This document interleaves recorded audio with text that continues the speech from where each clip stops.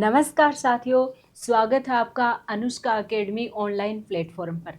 तो साथियों, हम हमारी क्लासों में क्या पढ़ रहे हैं? राजस्थान की अर्थव्यवस्था। और राजस्थान की अर्थव्यवस्था में संसाधन जो है उनका क्या योगदान है, कितने % योगदान है, उसके बारे में हम जानकारी कर रहे हैं। यानी उद्योगों को, खनिजों को, कृषि को, ऊर्जा को, इनको किस दृष्टिकोण से हम पढ़ रहे हैं हमारी क्लासों में साथियों? आर्थिक समीक्षा के दृष्टिकोण से हम पढ़ रहे हैं। और आर्थिक समीक्षा से जुड़े हुए प्रश्न जो है हमें हर एग्जाम के अंदर देखने को मिलते हैं। तो आज का हमारा जो टॉपिक है ना साथियों, वो है राजस्थान में खनिज संसाधन। किस दृष्टि से पढ़ेंगे? आर्थिक समीक्षा की दृष्टि से पढ़ेंगे राजस्थान में खनिज संसाधन साथियों। तो देखो, सबसे पहले क्लास की शुरुआत में मैं आपको प्रश्न पूछने वाली हूं और उन प्रश्नों का जवाब आप कब दे पाएंगे? जब अपनी क्लास को कंटिन्यू आप देखेंगे, समझेंगे। तो लास्ट में हम दोबारा उन प्रश्नों को सॉल्व करने की कोशिश करेंगे, तो आपको उनका आंसर जो है, अगर आप क्लास को ध्यान से पढ़ेंगे तो फटाफट आपको आंसर आते चले जाएंगे साथियों। तो चलो हमारी क्लास की क्या करते हैं साथियों? शुरुआत करते हैं। फटाफट आ जाओ और अपनी क्लास को क्या कर दो साथियों? शेयर कर दो। ठीक है ना? फटाफट शेयर करके आओ। अब देखो, हमारा आज का जो प्रश्न है, आंसर नहीं दूंगी मैं आपको ही बताने होंगे कमेंट बॉक्स के अंदर कि आपको कितने आते हैं। और वो कब बता पाएंगे आप? जब क्लास को पूरा देखेंगे, तब आपको पता चलेगा। तो पहला प्रश्न देखो, राजस्थान के किस जिले में जियोलॉजिकल सर्वे ऑफ इंडिया 2021 के नवीनतम सर्वेक्षण में सीमेंट ग्रेड लाइमस्टोन के विशाल भंडार मिले हैं? हमें पूछ रहे हैं कि राजस्थान के कौन से जिले के अंदर जियोलॉजिकल सर्वे ऑफ इंडिया 2021 के नवीनतम सर्वेक्षण में सीमेंट ग्रेड लाइमस्टोन के विशाल भंडार मिले हैं साथियों। तो बताना, बाड़मेर में मिले हैं क्या, बीकानेर के अंदर मिले क्या, या फिर श्री गंगानगर में, या फिर जैसलमेर के अंदर मिले क्या साथियों? फटाफट आपको आंसर देना है। कब दे पाएंगे? जब क्लास को आप पूरा देख पाएंगे तभी दे पाएंगे। अपना दूसरा जो प्रश्न है वो है, जियोलॉजिकल सर्वे ऑफ इंडिया व माइंस एवं जियोलॉजी विभाग के खनिज खोज कार्य की आरंभिक रिपोर्ट के अनुसार राज्य के बांसवाड़ा व राजसमंद में विशाल भंडार मिले हैं। किसके विशाल भंडार मिले हैं? ये हमारा प्रश्न है साथियों। इसका हमें क्या देना है? आंसर देना है। तो फटाफट आप बताना, क्या मैग्नीज के मिले हैं, क्या सोने के भंडार मिले हैं, यूरेनियम के मिले हैं, क्या तांबे के भंडार मिले हैं क्या? अब देखो, अपना अगला जो प्रश्न है, हमने बोला था ना कि खनिज संसाधनों को हम किस दृष्टिकोण से पढ़ने वाले हैं? आर्थिक समीक्षा के दृष्टिकोण से पढ़ने वाले हैं। आर्थिक समीक्षा 2021-22 के अनुसार भारत में कच्चे तेल के उत्पादन में राजस्थान का स्थान कौन सा है? यानी कच्चे तेल का जो उत्पादन है ना, उसके दृष्टिकोण से भारत के अंदर राजस्थान का जो है वो स्थान हमसे साथियों पूछ रहे हैं। तो आपको बताना है, पहला है क्या, दूसरा है क्या, तीसरा है क्या, या फिर चौथा है क्या? ये आपको कमेंट बॉक्स में बताना है। फिर देखो, अपना आज का जो अगला प्रश्न है उसमें हमें पूछ रहे हैं कि देश के कुल तांबे के संसाधनों में राजस्थान का हिस्सा कितने प्रतिशत में अग्रणी है? क्या पूछ रहे हैं कि देश के कुल तांबे के संसाधनों में राजस्थान का हिस्सा जो है ना, वो कितने प्रतिशत में अग्रणी है साथियों? ये हमसे पूछा जा रहा है। तो 50% में है क्या, 54 में है क्या, 49 में है क्या, या फिर 30% में है क्या? ये हमारा अगला प्रश्न है। अब इसका आंसर आपको कमेंट बॉक्स में बताना है। अब देखो, हमारा अगला जो प्रश्न है उसमें हमें क्या पूछ रहे हैं कि राजस्थान की नई खनिज नीति 2015 निम्नलिखित में से कौन से मुद्दों पर जोर देती है? क्या पूछ रहे हैं कि राजस्थान की नई खनिज नीति है 2015, तो निम्नलिखित में से वो कौन से मुद्दे हैं जिनके ऊपर ये नई खनिज नीति जो है ना वो साथियों जोर देती है? तो फटाफट कमेंट बॉक्स में बताओ कि वो मुद्दे जो है वो कौन से हैं। शून्य अपशिष्ट के ऊपर देती है क्या? 2015 नई खनिज नीति सुरक्षा उपायों के ऊपर जोर देती है क्या? या फिर किफायती लागत सार्थकता के ऊपर जोर देती है क्या? या फिर उत्पादकता एवं संरक्षण के ऊपर जोर देती है क्या? फिर देखो, ये क्या थे साथियों? आज के हमारे प्रश्न थे। ये क्या हमारे आज के प्रश्न थे? तो इन प्रश्नों को देख के आपको कितने प्रश्न आ रहे हैं उनका जवाब आपको कमेंट बॉक्स में देना है। अगर आपको प्रश्नों के आंसर नहीं आ रहे तो कोई बात नहीं, घबराने की बात है ही नहीं। यहाँ पे क्या करना है, आपको क्लास को अच्छे से देख लेना है, सुन लेना है और फिर लास्ट में आपको क्या करनी है, आंसर देने हैं। तो आपको फटाफट आंसर आ जाएंगे। तो चलो हम क्या पढ़ रहे हैं, राजस्थान की अर्थव्यवस्था में खनिज संसाधनों का योगदान पढ़ रहे हैं हम। तो सबको पता है कि खनिज संसाधन जो है राजस्थान के अंदर प्रचुर मात्रा में है। क्या है? प्रचुर मात्रा में है। इसीलिए राजस्थान को क्या कहा जाता है, खनिजों का अजायब घर भी कहा जाता है। क्या कहा जाता है राजस्थान को साथियों? खनिजों का अजायब घर कहा जाता है। तो देखो, खनिज संपदा की दृष्टि से राजस्थान की गिनती देश के संपन्न राज्यों में होती है। यानी देश के अंदर जो राज्य हैं वहाँ प्रचुर मात्रा में जिनमें खनिज संसाधन पाए जाते हैं उनमें हमारा राजस्थान जो है वो अग्रणी स्थान रखता है। देश के खनिज मानचित्र पर राजस्थान महत्वपूर्ण स्थान रखता है।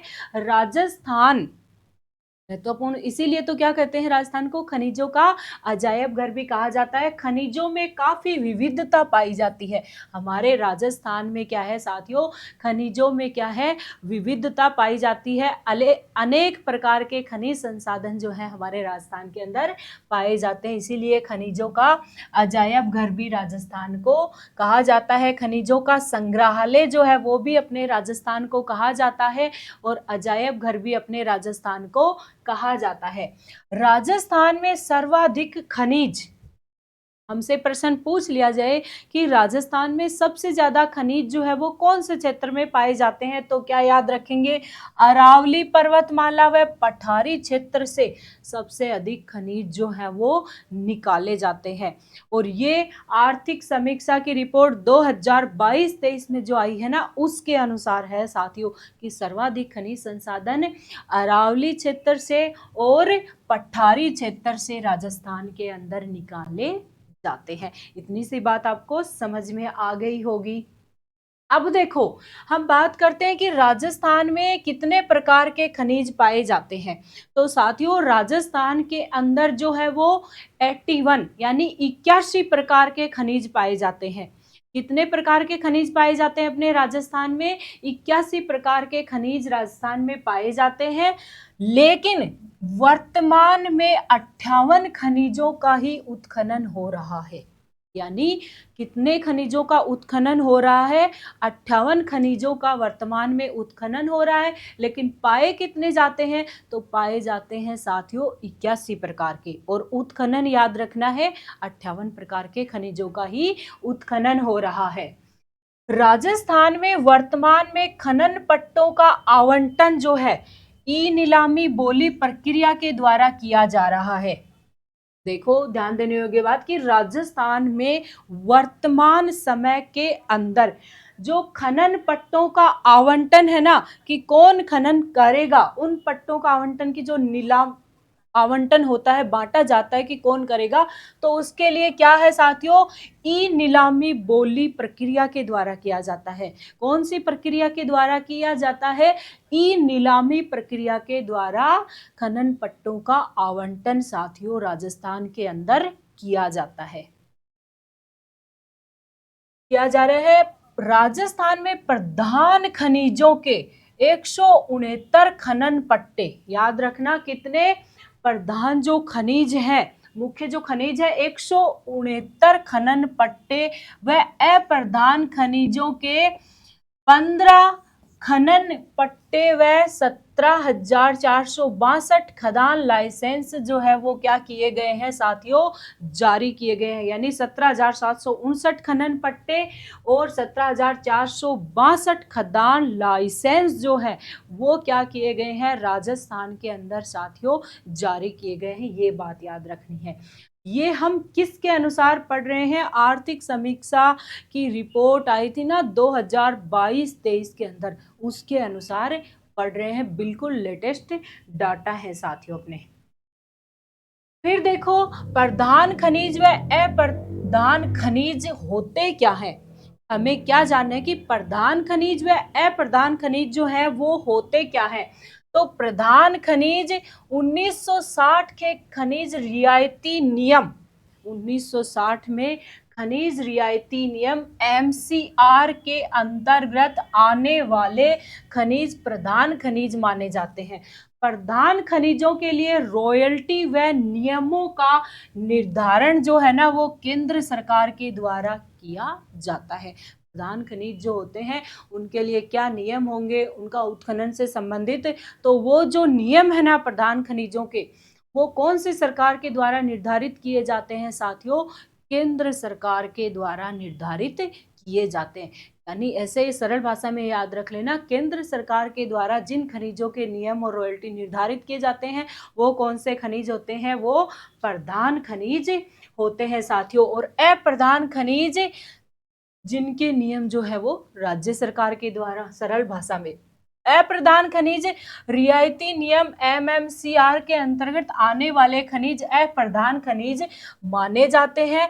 इन खनिजों के लिए आवंटन व रॉयल्टी के नियम जो है वो राज्य सरकार जो है वो निर्धारित करती है। कौन सी सरकार निर्धारित करती है? राज्य सरकार निर्धारित करती है। केंद्र सरकार ने 2015 में जिप्सम, देखना केंद्र सरकार ने कौन से नियम बताए प्रधान खनिजों, जो प्रधान खनिजों की श्रेणी में रखा गया, gypsum, barytes, dolomite, quartz, felspar, mica, china clay सहित 31 प्रधान खनिजों को अप्रधान खनिजों की सूची में डाला है। यानी इस प्रकार के ये कितने खनिज हैं? 31 प्रकार के खनिज हैं जिनको केंद्र सरकार ने कौन सी श्रेणी में डाल दिया है साथियों? अप्रधान खनिजों की श्रेणी के अंदर डाल दिया है। अब इन खनिजों के आवंटन व रॉयल्टी के नियम जो है हमें पता ही क्या है, प्रधान खनिजों के नियम कौन निर्धारित करेगी? अपनी राज्य सरकार करेगी। खान एवं भू विज्ञान विभाग की जब हम बात करें, किसकी करें? खान एवं भू विज्ञान विभाग की हम बात करें साथियों, तो राजस्थान में खनिजों की खोज एवं उनके व्यवस्थित दोहन के लिए खान एवं भू विज्ञान विभाग की स्थापना 1949 में की गई थी। खान एवं भू विज्ञान विभाग की स्थापना याद रखेंगे कब की गई थी? 1949 के अंदर साथियों की गई थी। जिसका मुख्यालय हमसे पूछा जाए तो कहां पर है? उदयपुर के अंदर है। कहां पर है? उदयपुर में है। तथा पंजीकृत कार्यालय जो है वो जयपुर में है। मुख्यालय हमसे पूछा जाए खान एवं भू विज्ञान विभाग का तो उदयपुर में है, और पंजीकृत कार्यालय जो हमसे पूछा जाए तो वो कहाँ है? जयपुर के अंदर है साथियों। ये बात आप याद रखना अच्छे से। खान एवं भू विज्ञान निदेशालय हमसे पूछ लिया जाए तो वो क्या कहाँ याद रखेंगे? उदयपुर के अंदर याद रखना है। राजस्थान राज्य खनिज अन्वेषण न्यास पूछ लिया जाए तो वो कहाँ पर याद रखना है? तो वो है हमारा जयपुर के अंदर। कहाँ पर साथियों? जयपुर के अंदर है। फिर देखो हम बात करेंगे राजस्थान राज्य खनिज विकास निगम की। राजस्थान राज्य खनिज विकास निगम की जब हम बात करेंगे साथियों, तो 27 सितंबर 1979 को स्थापना हुई। कब हुई? किसकी? राजस्थान राज्य खनिज विकास निगम की स्थापना जो है वो साथियों कब हुई थी? 27 सितंबर 1979 को हुई थी।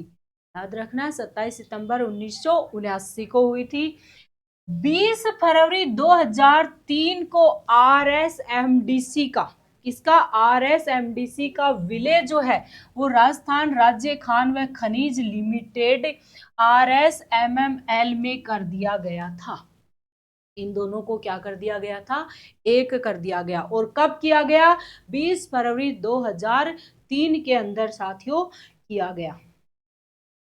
फिर देखो हम बात करते हैं राजस्थान राज्य खान व खनिज लिमिटेड की।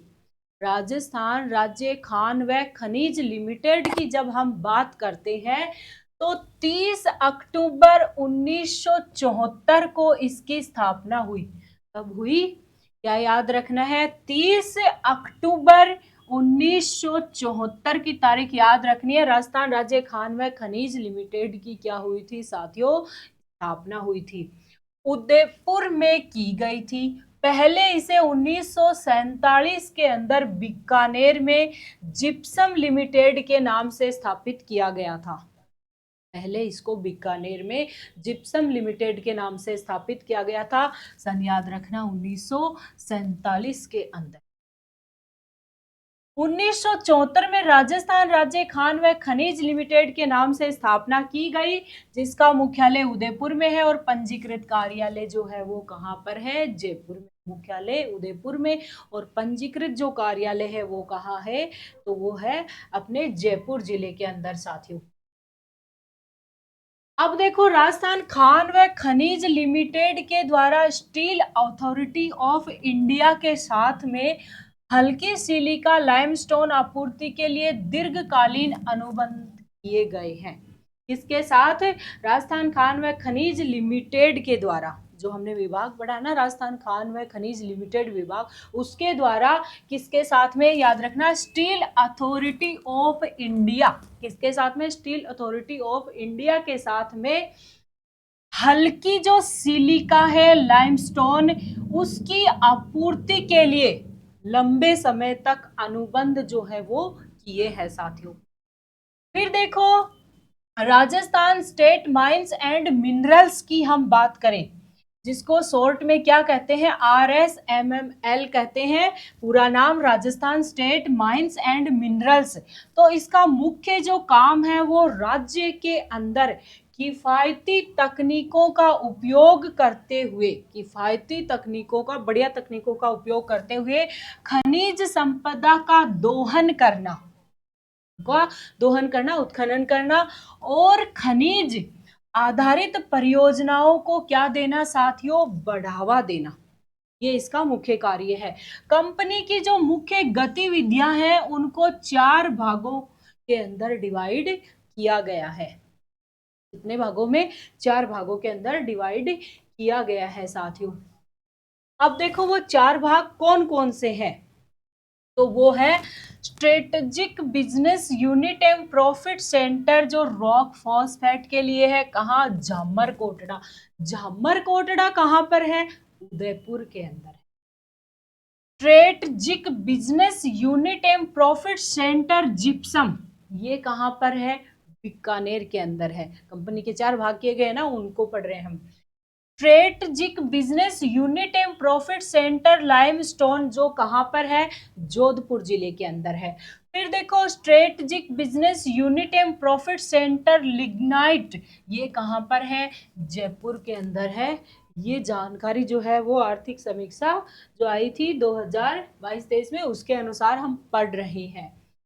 इसके प्रमुख जो तथ्य हैं, अप्रधान गौण खनिजों के उत्पादन में राजस्थान का स्थान जो हमसे पूछ लिया जाए साथियों, तो कौन सा है? पहला है। कौन सा है? पहला है।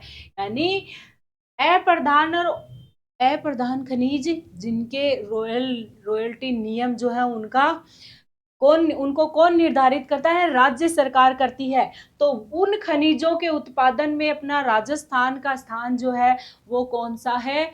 पहला है। भारत में संसूचित खानों की दृष्टि से राजस्थान का स्थान 8वां है।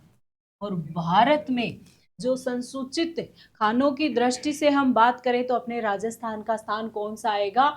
8वें नंबर पर है। पहला स्थान हमसे पूछ लिया जाए तो कौन से राज्य का है? मध्य प्रदेश राज्य का है। पहला किसका है? मध्य प्रदेश का। खनिजों की किस्मों की दृष्टि से, यानी खनिज जो है उनकी किस्म घटिया है कि बढ़िया क्वालिटी की है, उनकी दृष्टि से राजस्थान का स्थान जो है, तो बात करें हम, पहला है। क्या है? पहला है। खनिज भंडारों, यानी खनिज के भंडार, हमारे यहाँ कितने खनिज उपलब्ध है राजस्थान के अंदर, उनके आधार पर राजस्थान का स्थान जो है वो कौन सा है? दूसरा है। पहला पूछ लिया जाए तो पहला किसका है? झारखंड राज्य का है। पहला किसका है? झारखंड का है। ये याद रखना, प्रश्न इनमें से बनने वाले हैं। वर्ष 2021-22 के आंकड़ों यानी परमाणु व ईंधन खनिजों को छोड़कर के और खनिज उत्पादन मूल्य की दृष्टि से राजस्थान का स्थान, इसकी दृष्टि से उत्पादन मूल्य, खनिज उत्पादन मूल्य की दृष्टि से याद रखना, राजस्थान का स्थान कौन सा है? तीसरा है साथियों। कहां पर? भारत के अंदर। ओडिशा 44.11% उत्पादन करता है। छत्तीसगढ़ जो है वो 17.34% उत्पादन करता है। राजस्थान जो है वो 14.10% उत्पादन करता है। पहला उत्पादन की दृष्टि से ओडिशा का, दूसरा छत्तीसगढ़ का और तीसरा किसका है? तीसरा है अपने राजस्थान का। अलोह धातु, कौन सी धातु? जिनमें लोहे की मात्रा नहीं होती, गौण होती है। अलोह धातु के उत्पादन में मूल्य की दृष्टि से राजस्थान का स्थान जो है वो पहला है। अलोह की दृष्टि से जो खनिज है उनके अंदर राजस्थान का स्थान कौन सा है? प्रथम है। लौह धातु के उत्पादन में मूल्य की दृष्टि से राजस्थान का स्थान जो है वो कौन सा है? चौथा है। कौन सा है? चौथा स्थान है अपने राजस्थान का। अब देखो साथियों, हम क्या बात कर रहे हैं, ये जो हमारी क्लास है ना साथियों, अगर आपको इसकी पीडीएफ चाहिए कि हमें बाद में भी पढ़ना है, रिवीजन करना है, तो उसके लिए आपको क्या करना होगा? एक छोटा सा काम करना होगा। उसके लिए आपको अनुष्का अकेडमी का जो टेलीग्राम चैनल है उसको ज्वाइन कर लेना होगा, ताकि आपको आसानी से पीडीएफ प्राप्त हो जाए और आप रिवीजन कर सके। तो देखो, हम वर्ष 2022-23 के आर्थिक समीक्षा के अनुसार बात कर रहे हैं। तो राजस्थान में स्थिर कीमतों जो 2011-12 के आधार वर्ष पर सकल राज्य मूल्य संवर्धन, ग्रॉस स्टेट वेरिएशन एडिशन में खनन क्षेत्र का योगदान जो है वो कितना है? तो याद रखेंगे 3.23% है। कितना है? 3.23% है साथियों। वर्ष 2022-23 में राजस्थान में प्रचलित, ये तो हमने स्थिर कीमतों पर, स्थिर मूल्यों पर पढ़ा था, और अब प्रचलित कीमतों पर बात करें सकल राज्य मूल्य संवर्धन की साथियों, तो वो खनन क्षेत्र का योगदान कितना है? 3.44%। कितना है? 3.44% है साथियों। फिर देखो, हम बात करते हैं कि विभिन्न खनिजों के उत्पादन में राजस्थान की जो स्थिति है वो कैसी है। जो अनेक प्रकार के खनिज है उनका जो उत्पादन हो रहा है, उनके अंदर राजस्थान की स्थिति की बात करें तो सीसा जस्ता अयस्क जो है उसका 100% होता है। पहला स्थान है सीसा जस्ता में अपने राजस्थान का। सेलेनाइट जो है उसका भी 100% है। वोलेस्टोनाइट जो है उसका भी क्या है? 100% उत्पादन होता है। जास्पर का भी 100% उत्पादन होता है साथियों। तांबड़ा गॉर्नेट का भी 100%, यानी एकमात्र उत्पादक राज्य तांबड़ा का जो है वो कौन सा है? अपना राजस्थान है। कौन सा है? अपना राजस्थान है। खनिज व खनन नीतियों की बात करें, किसकी बात करें? खनिज व खनन नीतियों की जब हम बात करें तो राजस्थान की प्रथम खनिज नीति 1978 में आई थी। भैरव सिंह शेखावत जी के द्वारा ये नीति क्या की गई थी साथियों? जारी की गई थी। दूसरी, राजस्थान की प्रथम खनिज नीति जो है वो 16 अगस्त 1994 मुख्यमंत्री भैरव सिंह शेखावत के कार्यकाल में क्या है? जारी की गई। पहले ये तो उद्योग नीति है साथियों। ये कौन सी है? उद्योग नीति है जो 1978 में भैरव सिंह शेखावत जी के द्वारा जारी की गई। खनिज नीति 16 अगस्त 1994 को मुख्यमंत्री भैरव सिंह शेखावत जी के द्वारा क्या की गई थी? जारी की गई थी। ये बात आपको अच्छे से याद रखनी है। नई खनिज नीति कब आई? 2015 में आई। नई खनिज नीति क्या याद रखेंगे? 2015 के अंदर आई। राजस्थान खनिज विकास एवं विकासोन्मुखी नीति थी ये 2015 में, यानी 4 जून 2015 को नई दिल्ली के अंदर, कितनी जून? 4 जून 2015 दिल्ली में एम्बेसडर्स राउंड टेबल कॉन्फ्रेंस में मुख्यमंत्री वसुंधरा राजे के द्वारा जारी की गई थी। नई खनिज नीति किसके द्वारा जारी की गई थी? मुख्यमंत्री वसुंधरा राजे के द्वारा, दिल्ली के अंदर।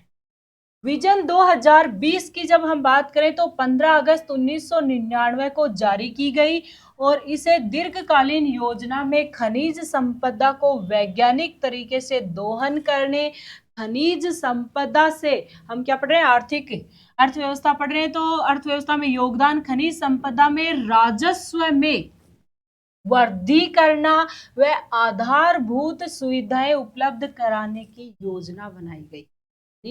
वैज्ञानिक तरीकों का इस्तेमाल किया जाए खनिजों का दोहन करने के लिए, ताकि राजस्व में क्या हो? बढ़ोतरी हो खनिजों से।